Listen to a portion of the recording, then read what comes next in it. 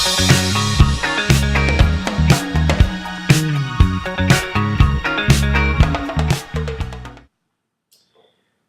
noticed that there were two sets of footprints in the sand, one of his and one of the Lord walking beside him.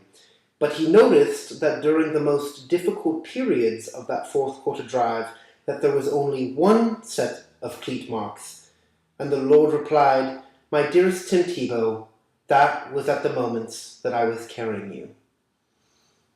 That's a favourite excerpt of mine from the Bible, Tebowians 14:12. Hello, I am Yoshi Cruz, and welcome to a fantastic episode of Fantasy Football Corner. Thanks for joining in. Before we get started, we can't forget to thank our sponsor, Excedrin. Excedrin makes a great little peel that cures most headaches and muscle aches. And if you don't feel like swallowing one whole, you can just catapult it into your glass of wine and wait for it to dissolve.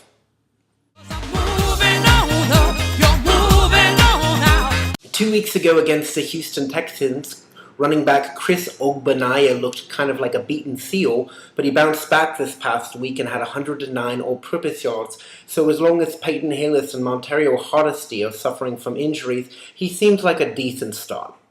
Try saying that 6 times in a row. Chris Ogbonnaya, Chris Ogbonnaya, Chris Ogbonnaya. Many fantasy football owners of Houston Texans are very concerned about Matt Leinart coming in to replace the injured quarterback Matt Schaub, wondering if over the last 3 years Matt Leinart has actually improved his football playing skills or has continued to party like a playboy. Well, Matt Leinart has written into the show and wanted to calm all of your fears down. He says, "Dear Texans Nation, chill the F out. I got this."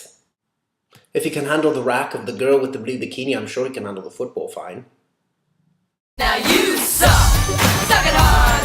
Go down, baby! Until there's a television show created called Dancing with the Pittsburgh Steelers, Hines Ward deserves absolutely 0.0 chance of starting on any fantasy football team. He's completely rubbish.